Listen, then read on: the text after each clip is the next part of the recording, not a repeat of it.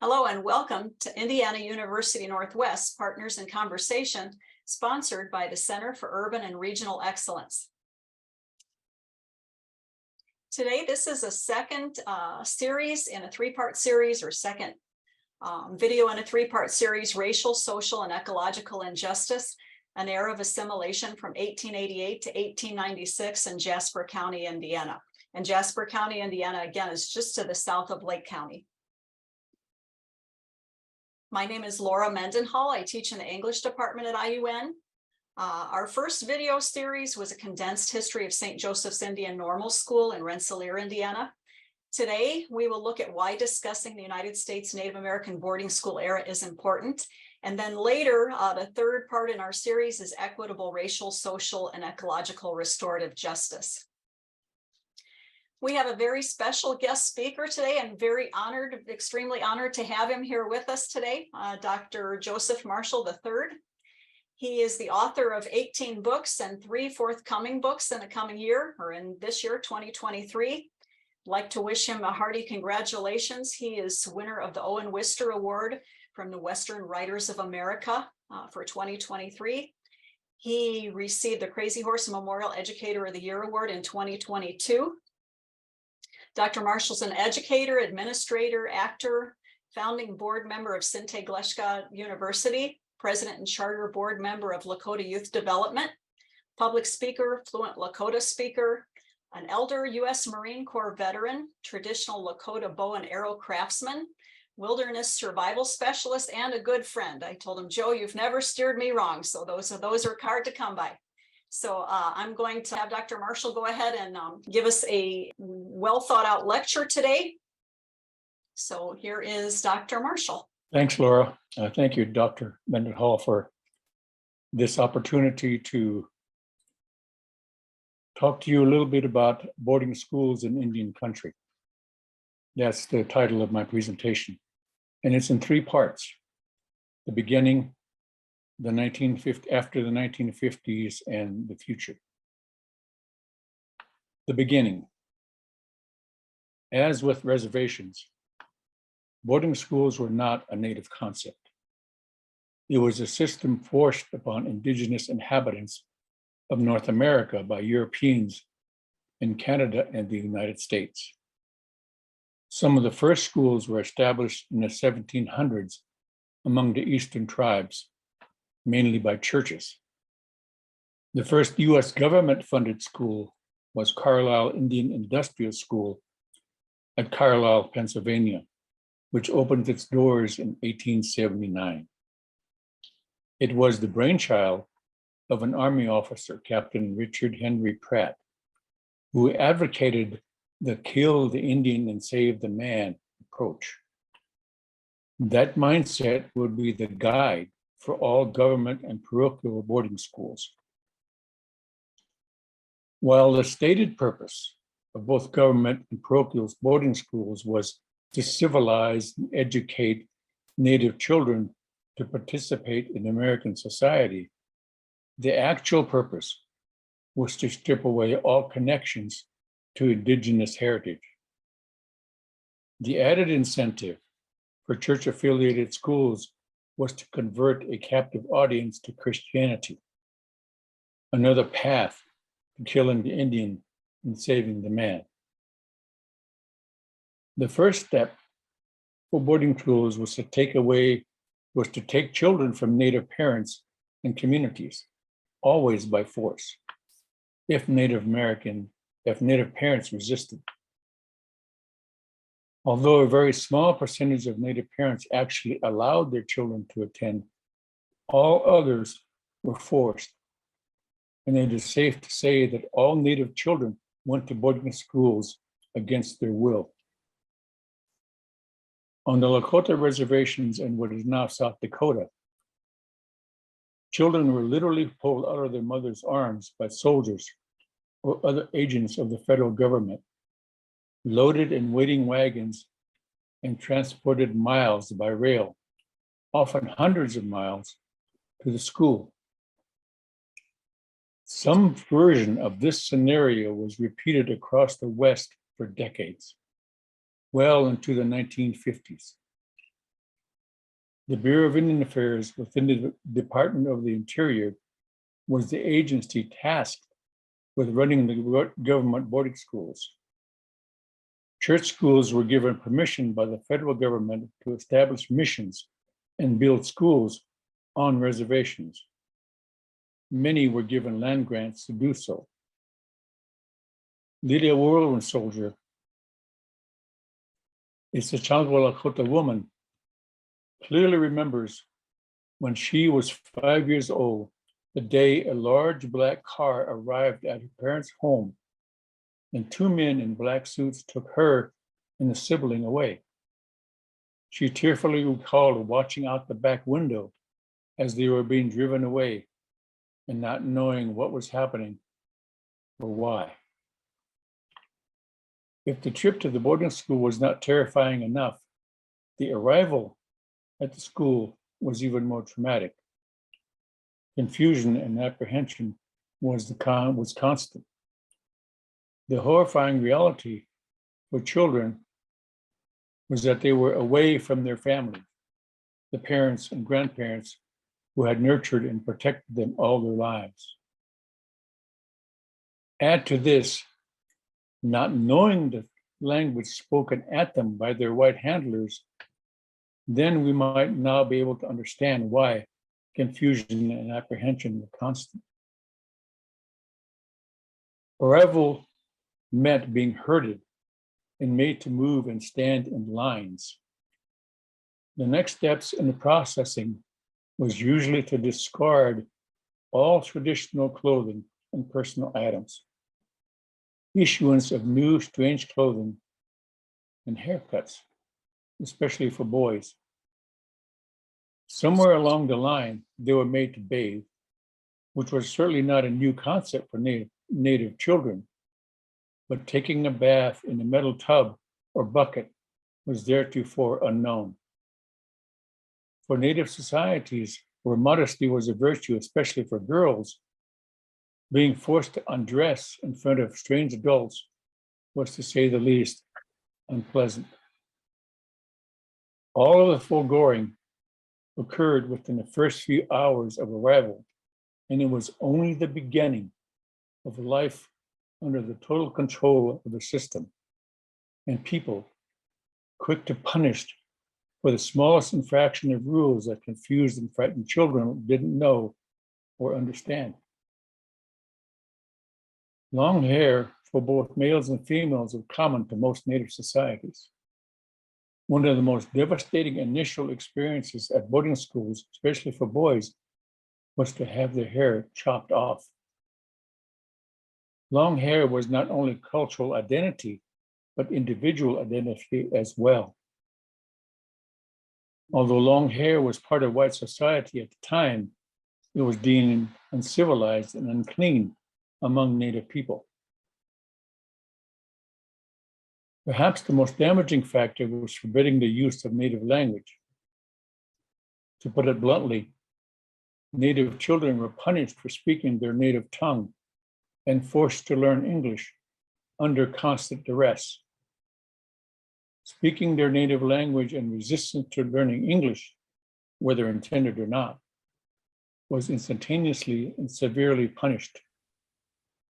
Children were subjected to verbal abuse, spankings or whippings, having their mouths washed out with soap, or holding a bar of soap in their mouths, often for hours, or whatever sentence suited the teacher, matron, nun, or priest in charge. Lydia, Whirlwind soldier, in the 1950s at St. Francis Indian School on the Rosebud Reservation, tells of being locked in a dark closet for several hours. Her only relief was to lay on the floor at the bottom of the door because it was the only source of light and fresh air. Joseph Marshall, when a student at Rosebud Boarding School in the 1930s, was made to kneel on a 2x4 piece of lumber for several hours the first time he was caught speaking Lakota. The second time he was caught, he was hung up by his thumbs from a water pipe in the basement. He was forced to stand on his tiptoe to prevent dislocating his thumbs. This student was my father. Ironically, Joseph was 1/4 French and had bright blue eyes. These were some of the milder punishments. The intent and policy, fueled by the missionary fervor of both parochial and government boarding schools, to forcibly change Native children into acceptable versions of white people, was a chief cause of the eradication of hundreds of Native languages. The first and second generation of boarding school students, after suffering heavy-handed treatment, to say the least, were speaking their native languages, were fearful of passing them on to their children. They simply and understandably did not want their children to suffer the same punishments. Consequently, fewer and fewer of each succeeding generation grew up learning their native language.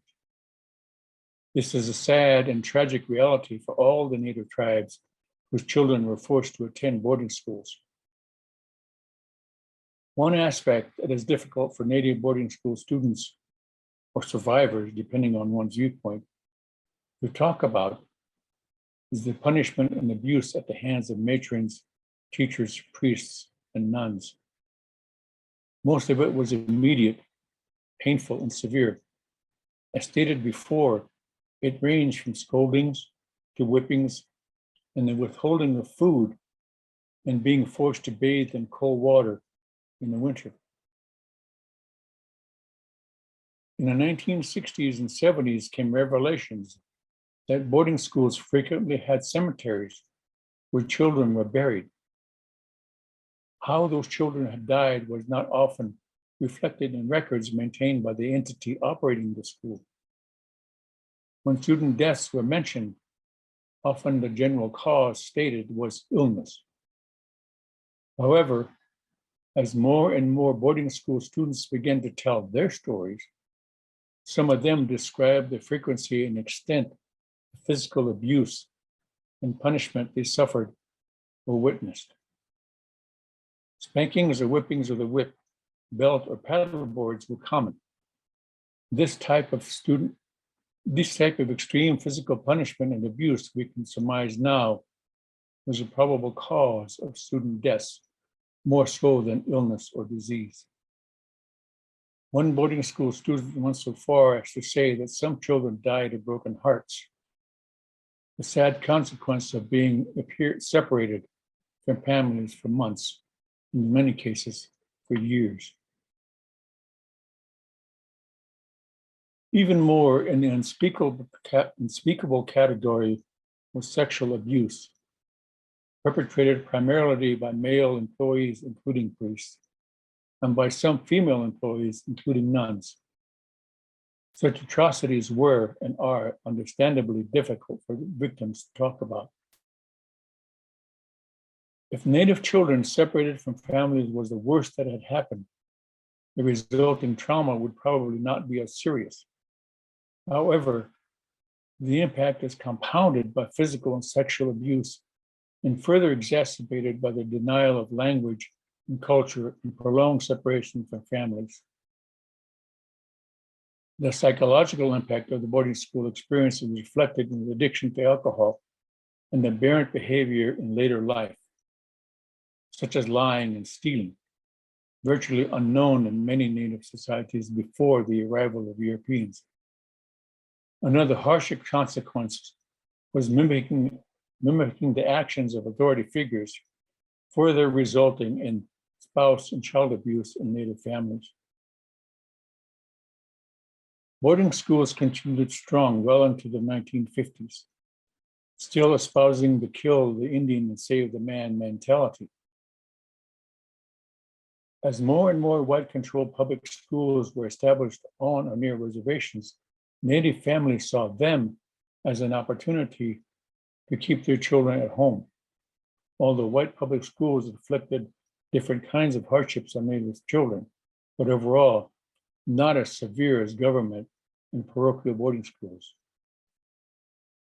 At the peak of the boarding school era, some 350 government boarding schools were operating on or near reservations.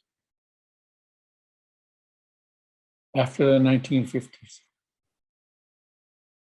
In the late 1960s, President Lyndon Johnson directed the Secretary of the Interior to establish Native boarding schools, to establish Native school boards for federal schools. Although Native people did work in such schools up to this point, they were subject to and expected to carry out the policies and regulations of the BIA and the schools. The establishment of Native school boards was the beginning of the dissolution of the paternalistic attitude still at the core of educating Native children. This did not, however, occur concurrently with parochial boarding schools. The 1970s saw enrollment at 77 boarding schools peak to 34,000. After that, there was a noticeable decline in boarding school attendance when Native parents opted to enroll their children in public schools or government-run day schools, which did not board students. In the late 1970s and early 1980s, Native parents began to work with Native school boards, which led to the review and revision and sometimes abolishment of stringent regulations. It was the beginning of school subjects on Native languages and culture. A significant reversal of the kill the Indian and save the man mindset. The practice that parochial schools adopted from the 1950s on was the solicitation of money by fashioning themselves as the sole advocate of underprivileged Native children, usually citing the abject poverty rampant on Native reservations. A favorite tactic was to print solicitation letters or pamphlets with photographs of malnourished and ill-clad children. How much of the money raised was actually used to meet the stated needs of Native children is questionable. In recent years, some Catholic institutions were exposed as egregious offenders, and some did cease the practice of raising money under false pretenses. In 1978, the Indian Child Welfare Act gave Native parents the right to refuse placement of their children in any school, which further diminished residential attendance at boarding schools. Large boarding schools saw a rapid decline in students in the 1980s and 1990s. In 2007, there were approximately 9,500 Native boarding school students. In 2019, in an uncharacteristic display of compassion, the federal government returned the remains of 9 Sichangwa Lakota students who had died while attending the Carlisle Indian Industrial School in Pennsylvania. Escorted by a car caravan several miles long, they were returned to the Rosebud Reservation and reburied. Many of the federal boarding schools still in operations are now operated under the direct influence of Native communities and school boards. And school curriculum is geared toward teaching about Native culture rather than denying it. And staffing requirements are geared toward the hiring of Native people, almost a complete opposite of their origins. The future. The future of boarding schools for Native children is tenuous at best. Given the continual increase in Native parental and community influence in the educational process of Native-controlled schools, and the bitter history of boarding schools lurking as the 800-pound elephant in the room, we might well see the complete eradication of boarding schools in the next 2 generations. Interestingly, white-controlled public schools on or near reservations have experienced significant increase in enrollment of Native students, often to the point where the higher percentage of the student populations are Native. All of the foregoing is a death knell of boarding schools.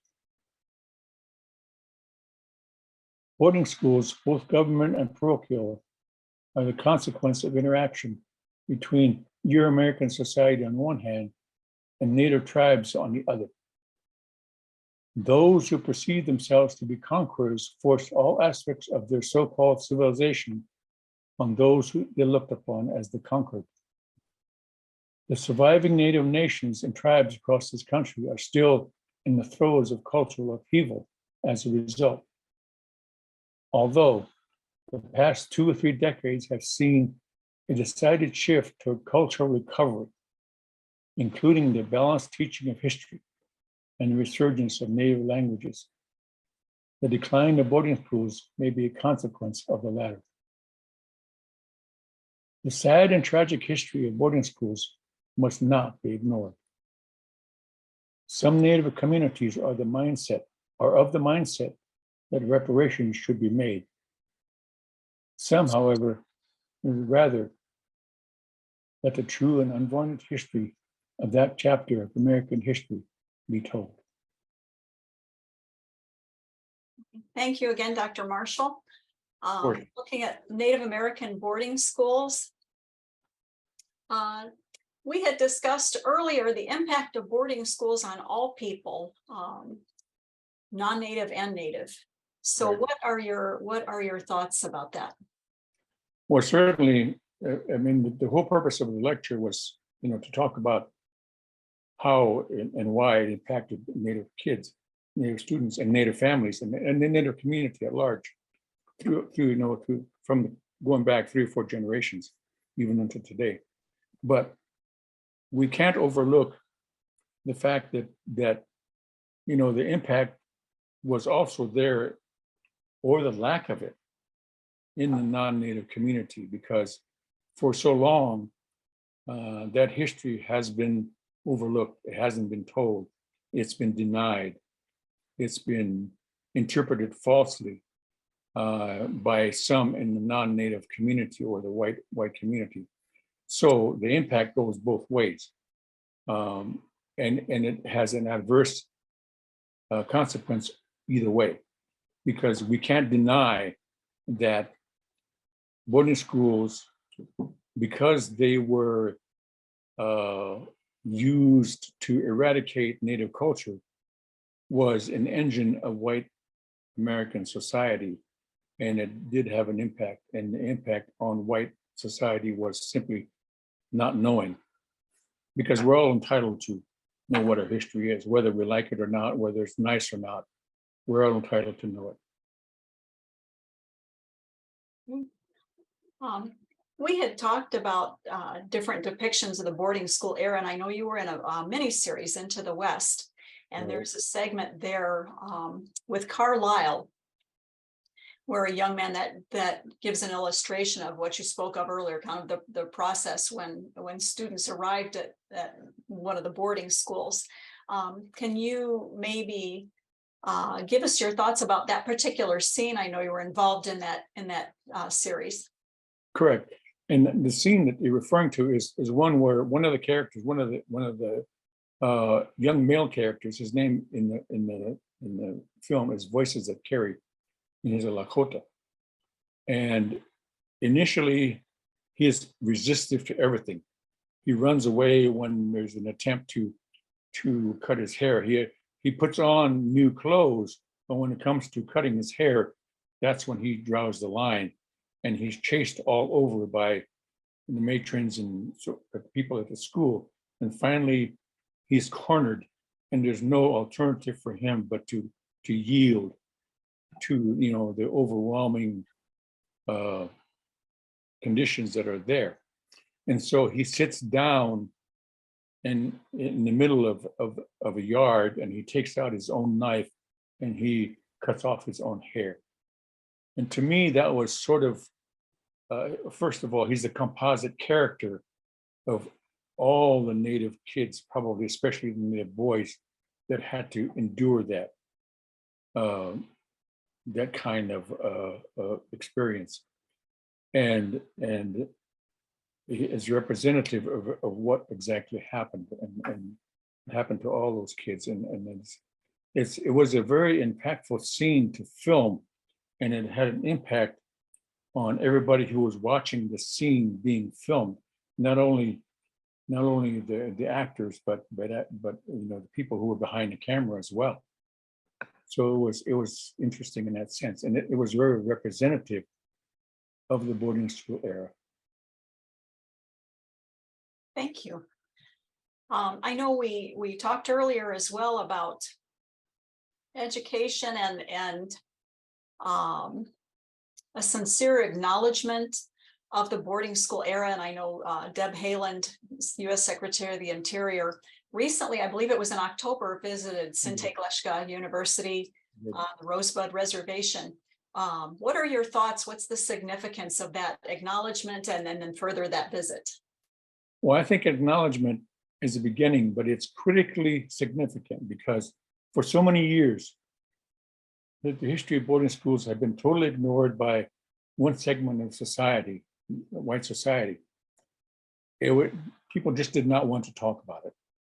Well, on the other hand, some native tribes were reluctant to talk about it, but we've gotten over that. We're willing to talk about it. We're willing to talk and teach about our perspective and how we were impacted as Native people. But in order to make that really effective, the other half of society, those who perpetuated the whole boarding school era, should be willing to at least begin to acknowledge that it did happen. And once that acknowledgement comes, then maybe we can begin to, both of us on both sides, begin to look at the real history of boarding schools and how it impacted us both ways. So Deb Haaland, as the first Native American Secretary of the Department of the Interior, sure has taken the initiative, and I appreciate that personally. And she did go to Rosebud and it was to talk about it and to really, as a government official and as a Secretary of the Department of the Interior, really began to acknowledge and talk about it. And that's critical, that's important, and it shouldn't stop with her. It should continue. Okay, thank you. Okay, so yeah, our acknowledgement on education is to learn from that, the boarding school era, and acknowledgement is a first step in that realm. Key points or takeaways, and thank you again, Dr. Marshall, so much for your wonderful presentation. Our key points or takeaways are looking at who operated the boarding schools. And Dr. Marshall, you had indicated that they were government run. They were run by different church agencies. Exactly. And like I said in the beginning of the lecture, they were first, some were operated in early in that 1700s. So like reservations, like the concept of reservations, there were early on ways for white society to deal with native people. So most of the boarding schools were operated by the US government, but a lot of them were operated by church groups. Okay, one of the things, and I had talked to you about the more that I learn Native American history, the history on Turtle Island or our continent, Right. Is the differences. There are vast differences between different Native American nations, tribal nations, as far as culture, language. They're very diverse, very different. So to guard against essentializing, I have to keep that in the back of my mind. But you had mentioned the one commonality along with that all those groups have shared as boarding schools. Exactly. I mean, the boarding school era was, it lasted for decades, and it's still happening, though not to the extent that it once did. But it's a common experience among many tribes in the West, especially. So we cannot say an Indian is an Indian, because as you indicated, there were many different languages. There were many different cultures impacted by the environment itself. So depending on where we lived, our cultures were all different in that sense because we had to survive and function in whatever environment we're in. But the one thing that we all shared was our children being taken away and put in boarding schools for several generations. Wow. Okay, and we tend to think of that as something, and I know in your presentation you gave a very chronological and thorough lecture of the impact of boarding schools in the past and then present and then on, even to today. What are your thoughts about the impact with those schools continuing today? Well, the impact is different in the sense that the harsh policies are no longer there. The harsh treatments are no longer there. The boarding schools that are functioning now, there is a significant amount of Native employees from the area, target area of the boarding schools. So that in itself makes that whole process more empathetic to the Native community, to the Native students. So that's one of the positive impacts that is now. But there are still people alive today, my relatives and friends, and we can say that across Indian country overall. There are still people alive today who are boarding school students, and some of them consider themselves survivors of the boarding school era. And the impact it had on them, depending on their individual experiences, which range from mild to severe and traumatic, remains with them. And those people pass on their experiences, or should, to their children and grandchildren, because that impact has affected the Native communities at large.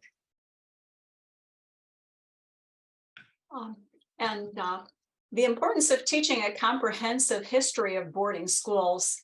What are your thoughts about that? And you've just given us a great lecture, a great step in that direction. So what are your thoughts about that? Of course, the lecture I just gave was more or less just a summary. We cannot cover in one lecture, whether it be an hour or two, everything about boarding schools, because there's a lot to cover. There's a lot to really, we peel back the layers, and we need to examine the totality of the whole experience from both sides. And the importance of teaching that is important because there's always another side to the story. And for a long time, the Native side has been overlooked, or it's been watered down, diminished, ridiculed, anything but to talk about it and to teach it. So in order to set the record straight, in order to help the healing process for the Native community, we need to teach a comprehensive history of boarding schools. Okay, thank you very much. And again, I appreciate Dr. Marshall, you being here with us today. It's a great honor. And I'm thank our viewers, and it's been very informative. Here are some additional resources.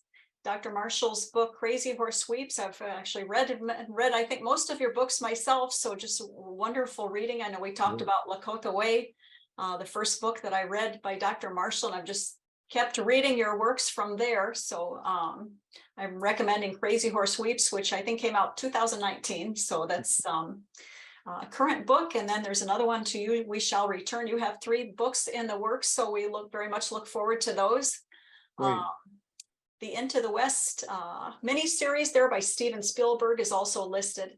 And then the third part in this series, in the Cure series, that I will be presenting, the third segment talks about ecological restoration and then racial and social equity along with that. So focused on Northwest Indiana, our final source there is Pat Wisniewski, who's a dear friend and IUN graduate, Everglades of the North. So we'll talk about that a little bit more in the third series. So Thank you again, everyone, on behalf of IUN and CURE.